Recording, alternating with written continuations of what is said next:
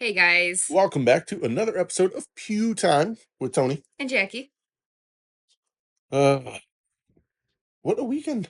I had fun. I was very busy. Yes. Very busy. Lots of driving. Lots of shooting. Lots of fun. Tons of fun. Tons of fun. And tons of funky rain and thunderstorms and tornadoes and wind and power outages and craziness. It's like we live in the Midwest or something. Yeah, it's nuts. Let's jump right into gun news first. A couple of things from Smith & Wesson. They have a 8-inch version now of their MP15X chambered in 300 blackout. Comes with a threaded barrel, Magpul BTR arm brace, M&P pistol grip with 4 interchangeable back straps, just like their handguns, and a lot of their carbines and their shotguns use that now. GVAC gas system, a 7-inch Midwest Industries Combat M-Lock handguard, ambi controls all the way around, a Radian Raptor charging handle. This thing weighs in at about 87 ounces, which converts to 5 pounds, 7 ounces. Oh, that's pretty cool. Yeah. And they also came out with the 250th anniversary of the Smith 642, the J frame, for those of you that don't know what that is or don't speak Smith & Wesson model numbers. In 38 special, rated for plus P, of course, 5 shots, 2-inch barrel, they 1.875. Yeah. Almost just shy of Right. Serrated, traditional front ramp sight, fixed notch rear, enhanced blue synthetic boot grip, red thumb piece, so your cylinder release, stainless steel with matte finish, and then USA 250 laser engraved on the passenger side plate. I'm the one who wrote that, yeah. I'm like, that there, it's just called the side plate. I know. Okay, It's on the passenger side of the gun, not the driver's side. gotcha. MSRP 579. You had also cut me off. The MSRP on the X is $14.79. Oh well, what are you doing? I was just waiting for Let's you to go. finish. Just what are you doing? We are done with both now. Okay. Yet again, Smith & Wesson has, quote, dropped a new gun, and it is Blue grip, red cylinder release, and laser engraving. That's their 250th anniversary. Everything else on that gun is the same as every other 642. meh. Meh. Something I did not see coming that is not necessarily new, but it's a new way to get it. Yeah. That would be Ruger's complete AR lower. It has a CNC machine 7075 T6 forged aluminum receiver, hard coat anodized finish. It does come with the Magpul DT carbine stock, mil-spec buffer tube, MOE K2 grip. Comes with the Ruger Elite 452 two-stage trigger and adjustable tension screw. So full lower, MSRPing at $359. Which is, you don't hear a lot about ARs from Ruger anymore. Like, it's not very prevalent. So maybe they're just like, hey, we know you guys like to do things and like build things like Tony projects. Buy this, please. Yeah, they made some cool ARs. I mean, years ago, their MPR was a really good one. You can get that with like an 18-inch barrel and like M-Lock, and it was a good deal. Had a good trigger in it. So that's cool. Again, the part of your statement that means most is years ago. Yeah, that's true. They're like, hey, don't forget, we're here. We do more than 1022s and Mark IVs. And revolvers. And their like big, their Magpul stuff is coming up big now. I think they're just like recirculating other parts of their catalog that haven't been touched in a while. Oh, so apparently SIG's pistols aren't the only thing that just implode, blow up. There is a reported explosion of titanium inside of their 3D printing machines. 2 of them, actually. There was fires in the hoppers at their facility in New Hampshire. Big factory fire. One person was medevaced and is in good condition now, but they were medevaced for smoke inhalation. Nobody else was injured, but yeah, titanium is a very temperamental material under certain pressures. I mean, they have, released their own statement. At approximately 3:45 on Monday, an equipment fire was reported at our Exeter facility. We evacuated our employees and are grateful to the local first responders for quickly containing the fire and assisting our team members. We will examine what caused the incident and are right now focused on assisting our team. So, things go boom. Yes.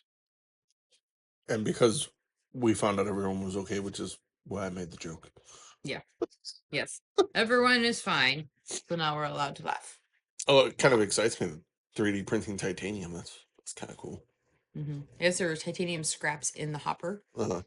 and something with. I mean, it's a very temperamental material, so I don't know that they were actually 3D printing at that time with it. It just so happened to it was in there. Mm.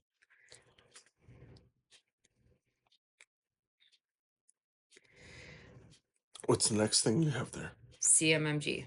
Oh, okay. They made a statement saying that they would like to renew their statement on the sales of products to states that restrict the freedom of its citizens. Simply put, they will only fulfill state and local government agencies and officers to the same configurations that as they restrict their own citizens. We do not have two classes of citizens in this country. We are all subject to the Constitution. CMMG will fulfill orders restricted to in restricted areas if the chief of police or sheriff of that respective department makes a public and written statement refusing to enforce those constitutional restrictions on its citizens that's in its jurisdiction. This includes firearms, parts, magazines, and suppressors. If a state cannot trust us with equipment, we cannot and will not trust them. So Dope. that's pretty bold. Dope. And I'm a huge fan. Yeah. We support law enforcement, but not at the expense of disarming and restricting our fellow citizens, is how they close out their statement. So, very good. Imagine if all AR companies did this, because we'd probably have some goofy looking duty rifles in Illinois. I mean, law enforcement are exempt from the PICA ban, even if it doesn't even have to be a duty weapon. Just you have a badge, you can buy an AR. Mm-hmm. For personal use, for sporting, for they are completely exempt from it.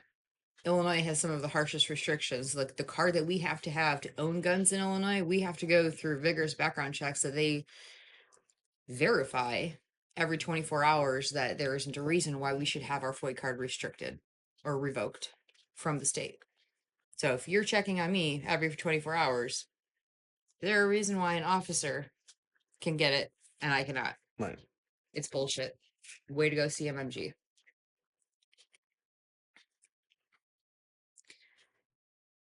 Let's see. Oh, so we have new stuff from Gideon, I'm really excited for this. and I give huge props to Gideon. You guys know we're big fans of Gideon. They're friends of ours. They do good stuff. We worked with them for a while now. They seem to be launching stuff faster and faster and faster. Mm-hmm. It wasn't that long ago we just talked about them coming out with their new red dot, the Pebble. I think it was at SHOT Shows when they released it. It was, yeah. And that was the little bolt-on optic that goes on the Bodyguard 2.0. Mm-hmm. Now they've released a new Bodyguard 2.0 optic, another Pebble, but they call it the Pebble E. And the E stands for? Enclosed. Huge fan. Yeah. I'd be interested to see how, like, in the picture, it doesn't look, I mean, it looks like it sticks up a bit, Mm-hmm. but it's gone a bit, just how it's designed. Right. So I wonder if it really inhibits and makes it not a pocket gun anymore. Mm-hmm. I will say, I mean, as far as the Bodyguard's design, I mean, you tried it out. I know it won't fit in your pocket. It definitely will not fit in my pocket. I got But chapstick it and a will fit. folding knife, and those are, I bend over and they pop out. but it does fit in my pocket. Mm-hmm. I just don't know how much it changes it. Like it's really hard to see a picture like that'll never work in a pocket. Like I've put some wild guns in my pocket, Mm-hmm. right? So could it still work? And yes, I do have pretty big pockets on some of my shorts, Mm-hmm. but I'm talking just like regular jean pockets. Right. So I don't know. The price on it is like $260. If you wanted to save 10% on top of that and get free shipping on that and any other red dot that they make or scope, you can use code. What the hell is it? LNL LNL10? 10. Yeah, there you go. LNL10. 10% off and free shipping. Yeah, I'm very excited for this. Not to mention, I did hear a little birdie tell me that something like the Pebble may be coming out for some other 380 pistol, Oh, yeah? which really excites me. If it excites you, I can only imagine what specifically it is. Yeah, so I'm pretty excited about that. Yeah. Last bit of gun news kind of pertains to local or local-ish. If you guys want to travel, it is a good time, and people always have a ton of fun in it. A lot of our local shooters help out at it. The local range Aurora Sportsman's Club, the same place that held the Northern Illinois section. yes, they are having their annual zombie shoot, and that is going to be Saturday, September 12th. It's like a 8 to 4 thing. It's like an all day thing. They have 19 bays set up. Each bay has a different shooting sport in it or different Discipline. practice or discipline and or sponsors in the bays. Right. It is open to the public. You do have to get tickets in advance. It's ASC Aurora Shooting Sports.org. Speaking of shooting sports, that's what we're on. Yay! Area 5, which I shot. You did. And we will get to more on that in just a moment. First, the standings. The standings. So there's 377 shooters that went up to Lyons, Michigan at the Oak Hill Gun Club to participate in Area 5. And for any of you listeners who do not know what Area 5 is, the United States is bracketed into 8 areas, Yeah. and they like clump together states in a similar region. Our region happens to be Area 5. It's like Illinois, Indiana, Michigan, Ohio, Iowa, Tennessee. No, Not Iowa. Iowa's not in it. No. So it's just Wisconsin, Illinois, Michigan, Indiana, Ohio, and Kentucky. Yep. Okay. Our little clump of heaven. Yes. I don't know about heaven. It just happens to be where we are. We have a lot of great shooters here. This is true. We put on a lot of great matches here. Yeah. Heaven. That's fair. Standings. Carry Optics. Third place, Nico Robinson. Second place, Joseph Weichel. First place, Jacob Hetherington. And for the ladies, third place, Hannah Malley. Second place, Megan Terry. And first place, Tino from Team Glock. Limited division, which shocked me. I really didn't think there'd be that many limited guys. And then it kind of fell into place of why.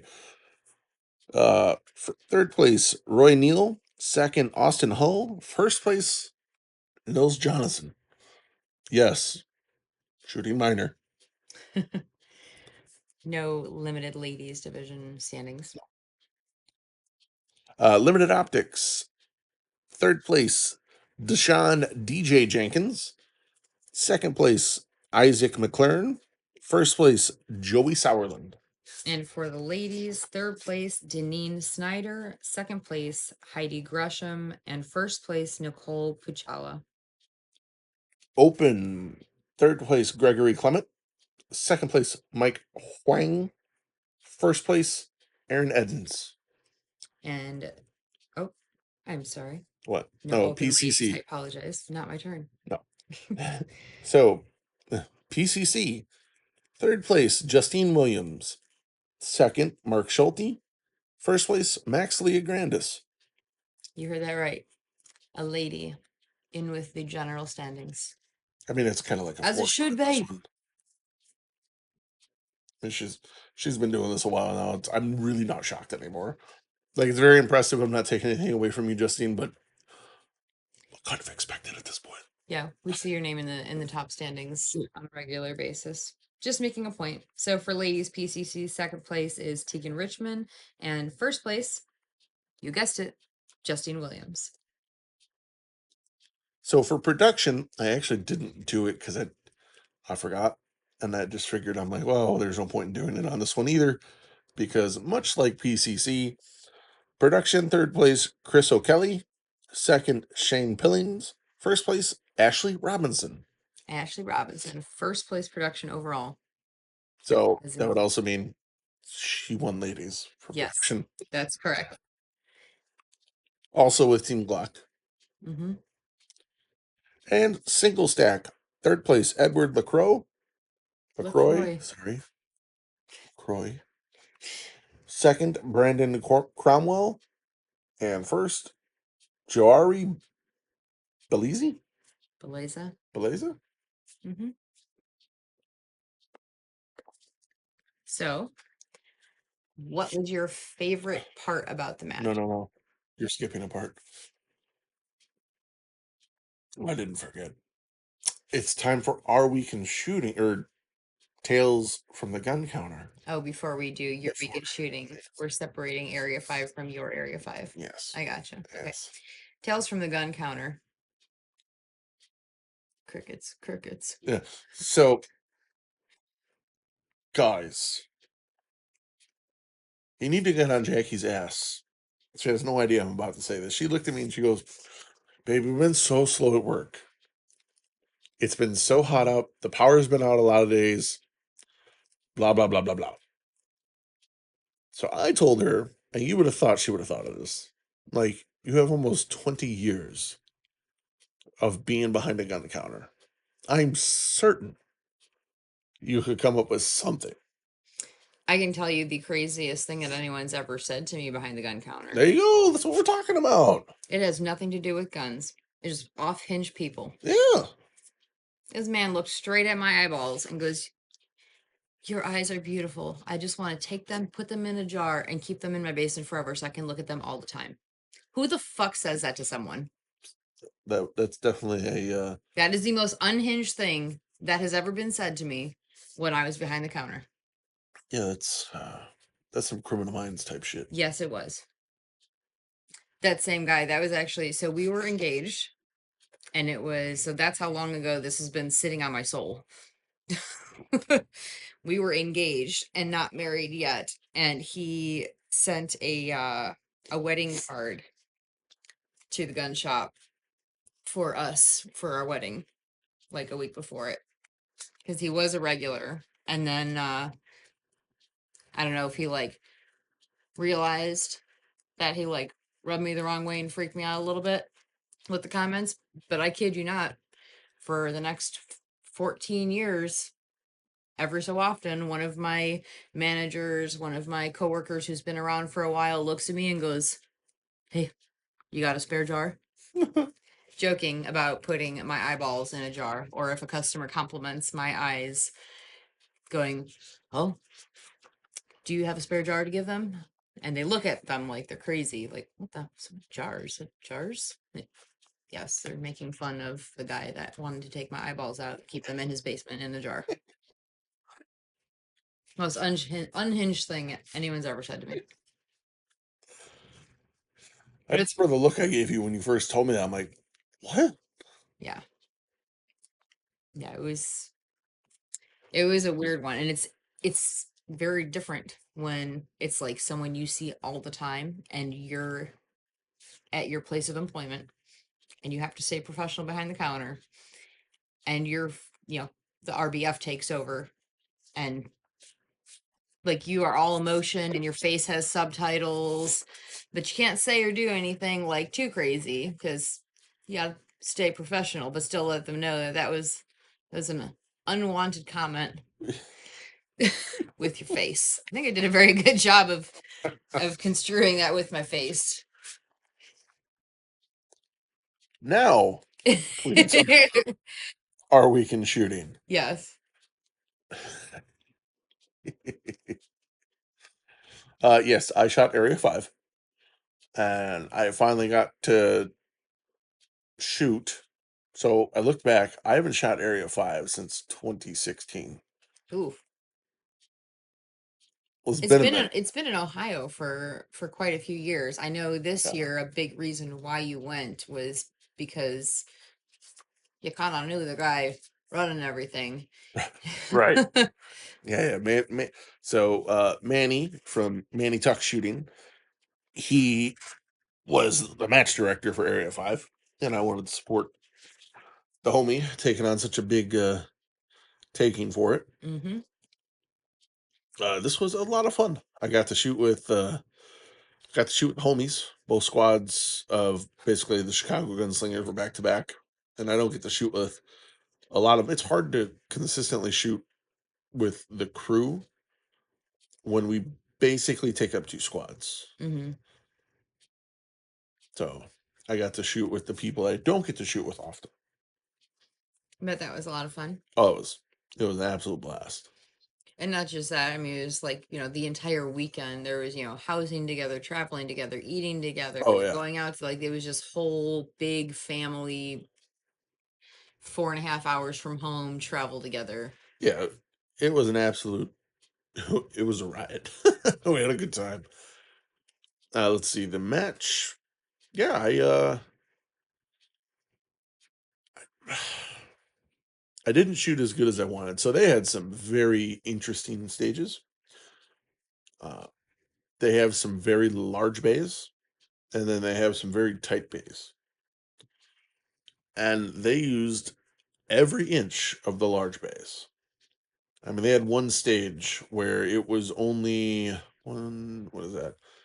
Two, four, six, eight, nine, like 10 rounds, maybe, if I'm remembering it right. Mm. It had 2 pieces of steel in it, but those poppers were mini, and they were, I think someone pasted out 47 yards. Wow. They were, they were out there. So from the videos, it looked like there was a lot of far mini poppers. There was a lot of far partials on swingers. Yeah. One of the swingers, I mean, it was every bit of 25 yards, and it was a hard partial. Yeah. Like the flavor of it really reminded me, like watching your videos of, obviously, besides the fact that the targets were USPSA and not strictly IPSC There targets. was one where it was strictly IPSC, but But do you remember the Wisconsin State match from about 6 or so years ago, maybe 2019, 2018? It was the one that Ben Steger had ran. oh yeah, yeah, yeah. It was all IPSC, but it was the flavor of it was like the same. Yeah. Where, far mini poppers, far partials on swingers, like Well, they didn't have super far ones up there. They just don't have the bays for it mm, at that one. It was, but his was a very technical match. mm-hmm. And this was had a good flavor. We shot it in. They had 2 zones. It was 14 stages. We shot zone 2 on day 1. That was all the big stages. So a lot of running, a lot of movements, just big stages. I remember talking to you after your day one and everybody was pretty pooped. Yeah. I know you guys had grandiose like grilling plans. No, didn't happen. Everybody was smoked. Yeah.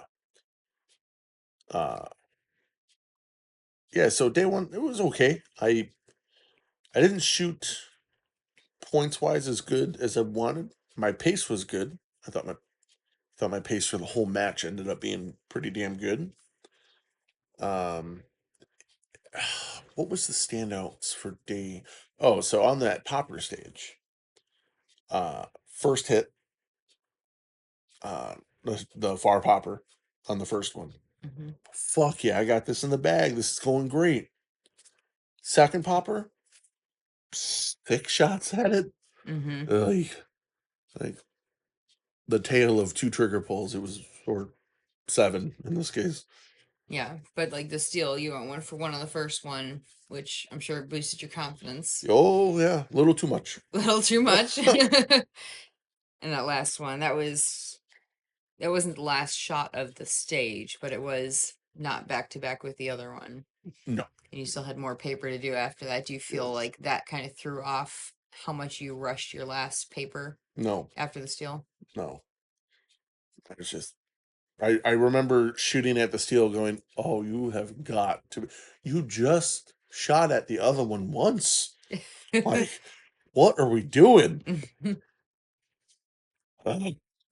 Uh, Day 2 I actually enjoyed more, not so much because the stages were shorter, but they had more interesting and like challenging stages on day 2. They had a strong hand only stage with like 8 rounds on it, or 8 targets. No, it was more than 8 targets. 10 maybe? It was about 10 or 12, but it was Yeah, it might a have been 12. left to right movement and one per. Yeah. That was a ton of fun. And then I don't remember the stage number, but you guys will see the videos. It's the one that has the Dylan borders on all the ports. Oh yeah. That was probably that was the most fun stage of the match for me. And that was one you don't get to see it like super often. Everything was kind of it looked like that stage was meant to be on a bigger bay, Hmm. and they just smashed it together. It was very like the shooting area and the ports, everything looked like it was like a very close quarters type thing. Yeah, it was so like drawing into a port, shooting to the outside of a wall, running over,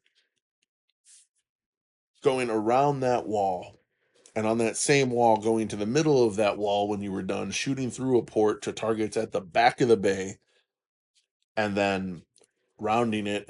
There was a lot of stuff going on. A lot of tight corner shots. Yeah, it was a really really fun stage. It was just a lot of fun to run. I really wish overall, I wish points. I would have shot better points. I did notice a couple things that I know we have a question later on, so I'll wait to talk about it, and I'll answer it then pertaining to like the training and stuff for Area 5. But I liked the match. It was fun. I think they did a good job. It will be back at the same range for 2027. Good. Oh, That'll be fun.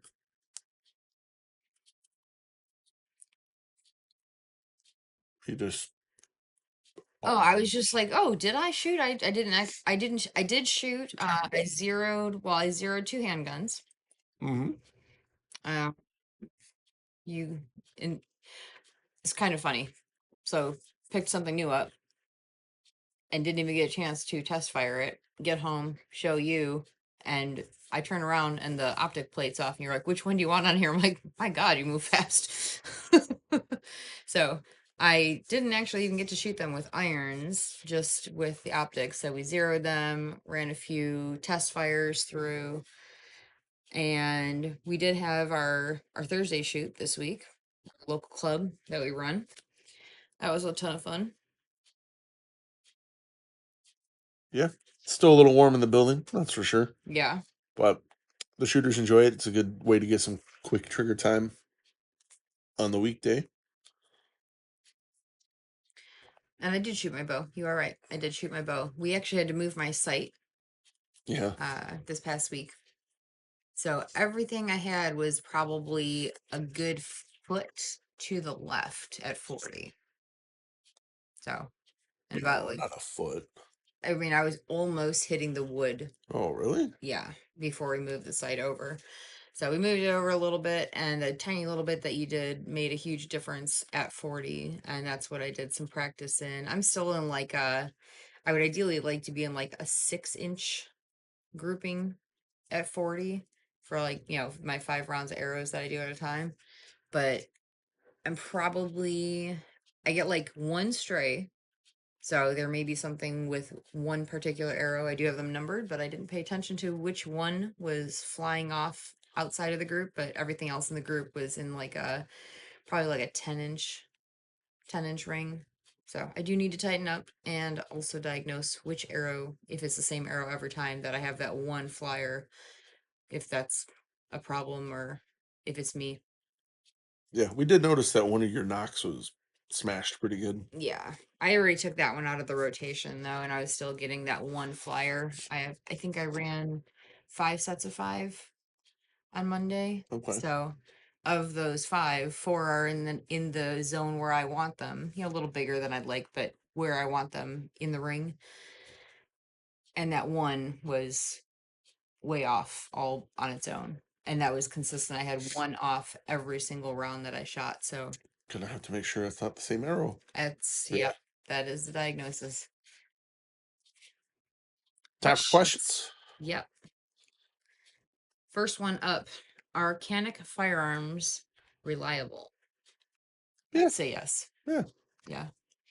I mean, we have an MC9 and a TP9 SF Elite in the range program at work, and they get shot all the time.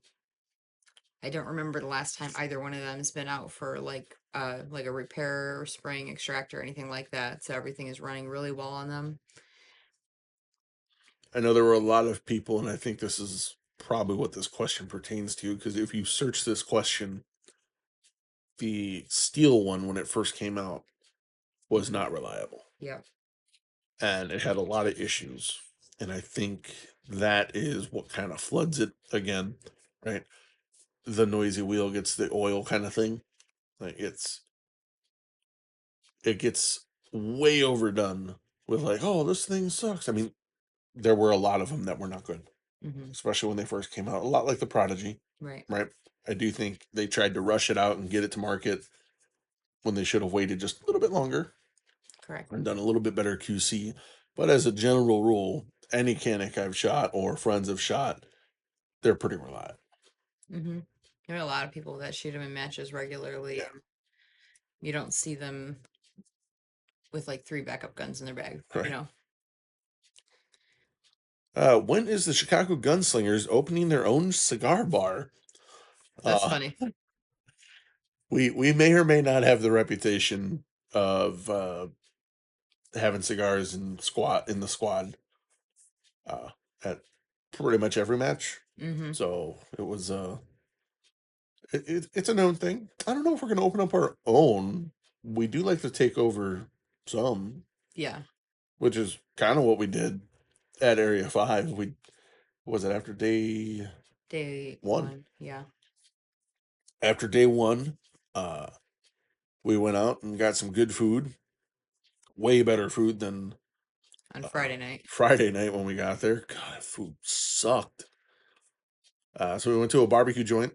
Awesome food. I was not expecting it. It was like in the back of like a strip mall. Food was exceptional. You, you had me at sweet potato fries with brown sugar. Oh, yeah.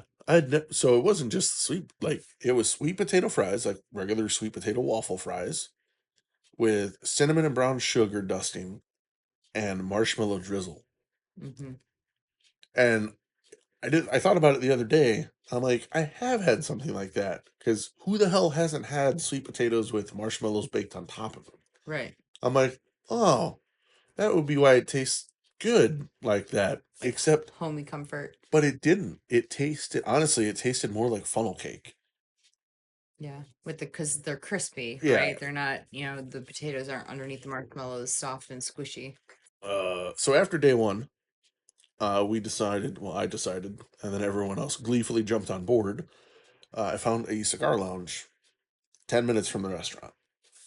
I'm like, really sounds like a good idea. Mm-hmm. I can sit, relax, and, go out with whoever wants to go out and just chill. Found it, nice little lounge. It was hot. They did not have AC, so it was quite warm. Had a lot of fans on, which helps and hurts smoking a cigar. A little Right. bit. So yeah, we had a good bottle of bourbon, sat, relaxed, and then noticed some of the individuals in our group can be what's the best way to describe this? The people that I thought were responsible adults turn out to not be as much.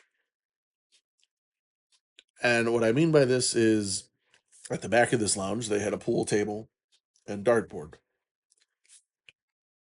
And basically started round robining. We had a lot of friends go out. You guys hear us talk about Uncle Joe all the time. He came out. Jose Serrano came out, had a good time. Brandon, Carl, Remo, and Eugene. Delro and Eugene. Mm-hmm. All of which, I'm going to be honest, the irresponsible ones, I really thought were going to be like Delro. I'm like, yeah, he's clearly irresponsible, right? Like, he's unhinged when it comes to partying. Mm-hmm. No, no, no, he was the responsible one, kind of. That is funny. The irresponsible ones that led to one more pool game would be Serrano and Uncle Joe That's funny. and Carl. No, but we had a really, really good time. We invited Mr. Martello out, who did take fourth in limited optics. So congrats on that, John. He did not want to go out. He had a goal this weekend. I respect that. Don't go out.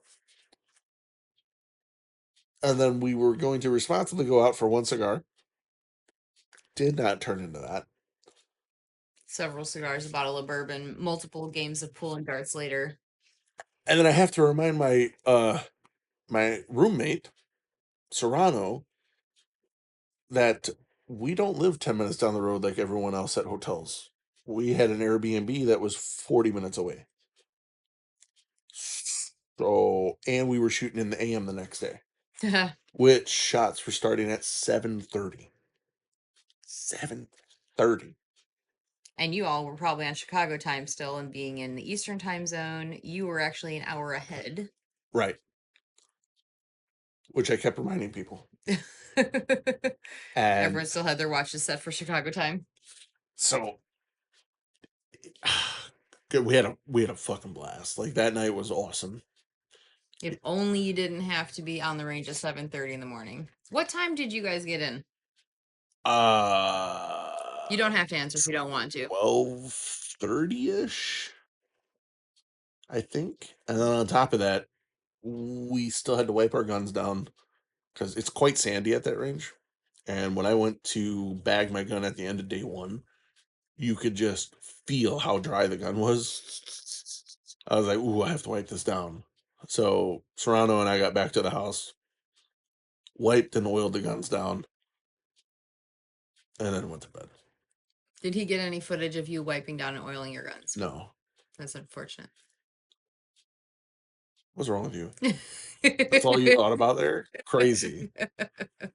Anyway. Did he wipe down and oil your gun for you? No. Okay. He may have had the supplies for me to do so, but he didn't do it. Shout out to Jose though, man. That guy's fucking hell of a roommate. He prepped like awesome fruit for the range and breakfast, and yeah, 10 out of 10. He's never traveling with me again. I'm never traveling with you again. You better find someone else. That's what I just said. You're never traveling with me again. No. No. I'll be at the Holiday Inn Express by myself. Yeah, you can take your little continental breakfast. I'll take my chorizo and eggs. No, it was a fun time. I had just as much fun hanging out with the guys at the lounge. Just camaraderie, right? The brothers. Yeah, it was a good time. It was just as fun as shooting the match together. We did make it to the match on time, shot on time. I surprisingly was okay and shot pretty good on day 2. Mm-hmm. Was a lot of fun. I again, points didn't fare too well for me on that side. Mm-hmm. And you guys had pretty good weather. I know it was a little toasty the first day. The second day wasn't as a few degrees cooler. It Good was cloud coverage. opposite. Our first day wasn't bad. It was cooler. It rained overnight a little bit, so day 2 was very humid. But no rain. It was pretty good. That was a long answer for the cigar bar thing, but It's just an extension of your weekend shooting, I suppose. Biggest challenge at Area 5 and how it will affect practice sessions. For me, points. Points and distance shooting. One thing I did notice is, and it could be being a little bit tired towards the end,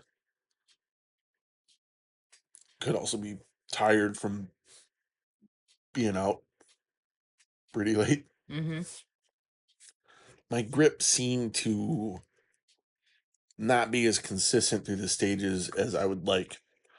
I talked with a buddy of mine. He's like, I think you need to balance out your dry fire with some live fire to kind of just keep the memory of the gun actually going off, Mm-hmm.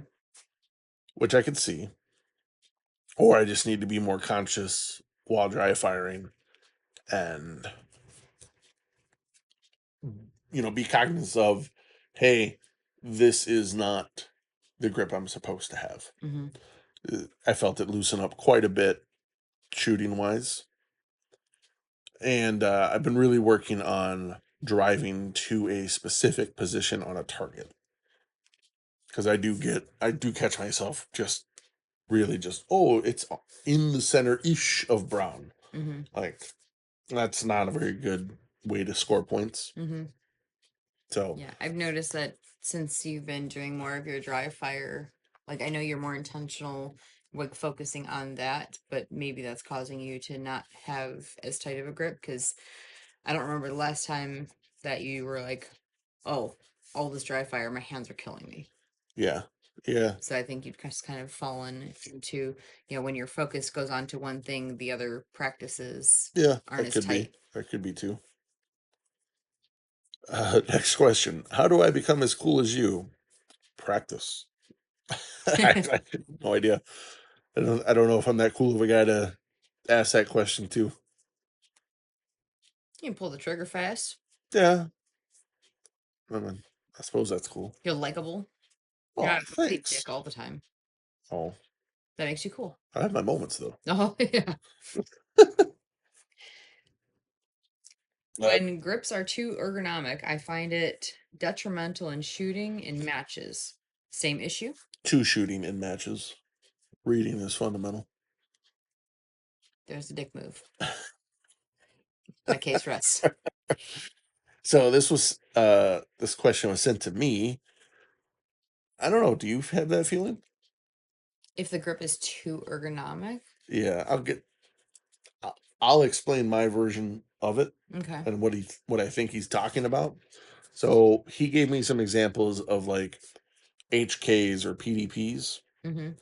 where they become too ergonomic. He doesn't feel that he can purchase a grip on it, or he can get a good purchase of his grip as opposed to like a slab sided 2011. And I it's two things for me. One, the ergonomic grips tend to be smaller, so it leaves a smaller room for error on my grip, and I can't get the grip I normally like. Like I think HK like P30s and VP9s, I think they're one of the best feeling guns on the market. However, it is two things. One, you have a smaller room for error, even if you put the large ones on for me. But two, it's just a comfort thing. I don't dry fire and shoot those nearly as much. I also think it's a preferential thing. Like I have small hands. Yeah, When you have the option to put a small, medium, or large backstrap on an M&P, I always went small.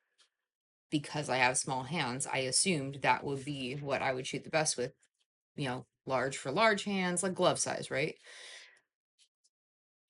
I shot one of your large backstraps. I'm like, holy shit, like it made a huge difference. I love the large backstrap on the M&P.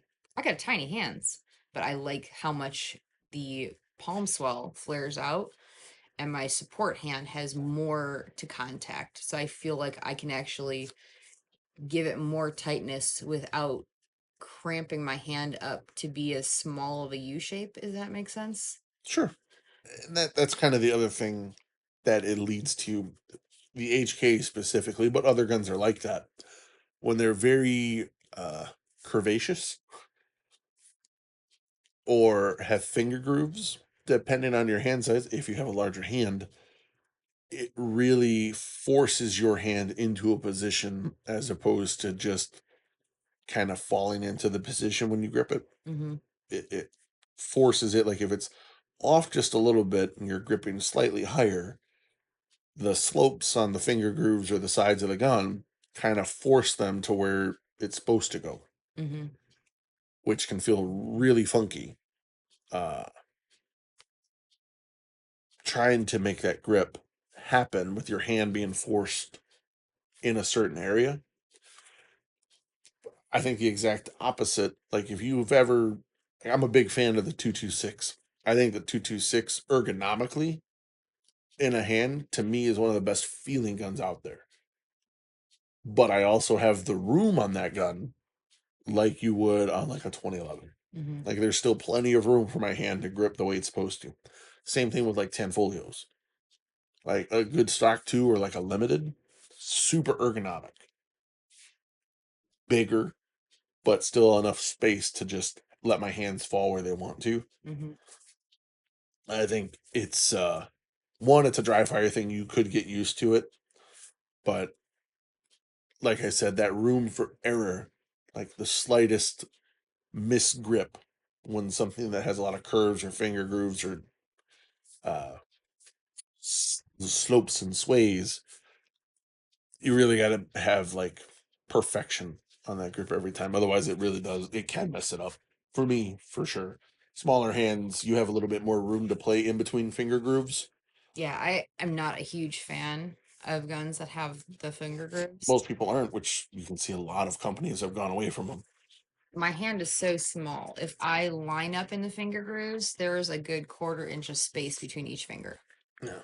Like, and if I get like my optimal grip, I'm cutting off over half of one finger groove at the bottom, and there's bumps between my fingers, Yeah. like bumps in my fingers rather than between them. So you have the same feeling that someone with larger hands would, except probably happens to them just slightly more often because you have more room Mm-hmm. to make it happen for you. Yeah. So yeah, I totally could see it. It's I mean, best thing I can tell you, this is why when picking a gun out, tell people, hey, what feels the best to you? Mm-hmm. Like, and go and try and like shoot it. Yeah. Don't just static range shoot it, or at least get some rapid fire somehow, Mm-hmm. if at all possible, to try it. Because it does make a difference. There's a huge difference between, oh yeah, this gun shoots good versus, oh, this gun, I like how this gun shoots the way that we shoot. Yeah. I feel like after even just one mag shooting a gun, like how much you have to rearrange your hand between shots can tell you a lot about whether or not you should look at something else. Sure. And then you're always going to find things afterwards, like how it feels on the draw, like is my hand in the right spot, Right. like tons of different things. But yeah, I could definitely see it being an issue. Impressions of Area 5. How can it be improved? Ah, okay. So I will say this. One, stages were fantastic. I really liked them. Excuse me. Uh, they had good variety. They had good challenges. One thing that Area 5 to me was lacking was big match feel. It felt, I know we joke about it all the time, like, oh, it's a 2-day match. It's going to feel like two locals back to back. That's what it felt like. Mm-hmm. And when I mean that, like, nothing against the stages or the staff, right? But the overall ambiance didn't have like Area 5 feeling. Mm-hmm.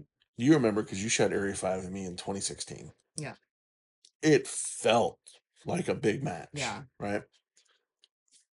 I'm not biased. This was another shooter.